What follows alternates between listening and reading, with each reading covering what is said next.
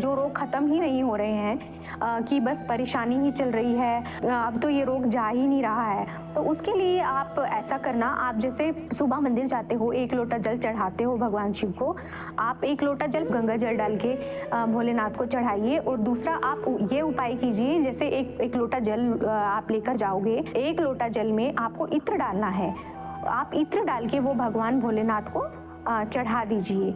आप जैसे ही भगवान भोलेनाथ को अपनी मन्नत रख के चढ़ाएंगे कि मेरे को ये रोग है शरीर में और ये रोग आप ठीक कर दीजिए, तो वो रोग आपके 5 से 7 दिन में ख़त्म हो जाएंगे। आप ऐसा करके भी देखना, आपके रोग जो भी आपके कष्ट आ रहे हैं ज़िंदगी में वो ठीक हो जाएंगे। कोई ऐसा पेशेंट हो जैसे वेंटिलेटर पे हो, हॉस्पिटल में हो, आपको उम्मीद ही नहीं है कि वो बच सकता है, डॉक्टर बोल देंगे कि ये ऐसा ही अब तो आपको सेवा ही करनी है, तो अब आप घर ले जाइए, आपको सेवा करनी है, जितना टाइम हो सके तो आप सेवा करो, ठीक है। आप उन पेशेंट्स के लिए भी ये कर सकते हैं, वो बेचारे ना कुछ खा सकते हैं, ना कुछ पी सकते हैं, कुछ भी नहीं कर सकते।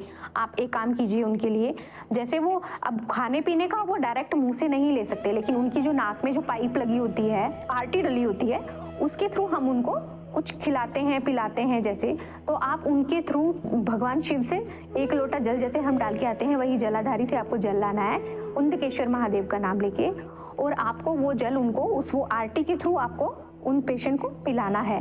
और वो पेशेंट वो जल पीकर बहुत अच्छा रिजल्ट मिलेगा आपको, पेशेंट के अंदर जाएगा, क्योंकि वो महादेव का जल है। आपके पेशेंट को धीरे धीरे आपके पेशेंट की रिकवरी हो जाएगी।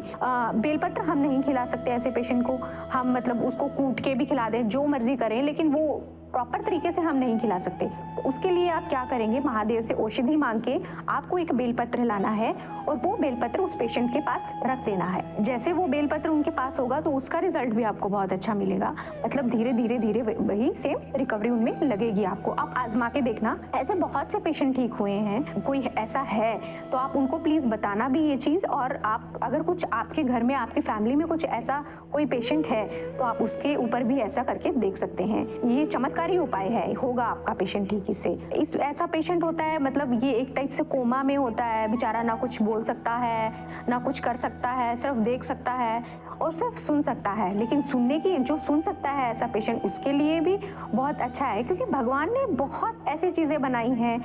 इंसान मतलब पूरे तरीके से, इंसान इतनी ज्यादा तकलीफ में होने के बाद भी भगवान कहीं ना कहीं से कोई रास्ता निकाल देते हैं।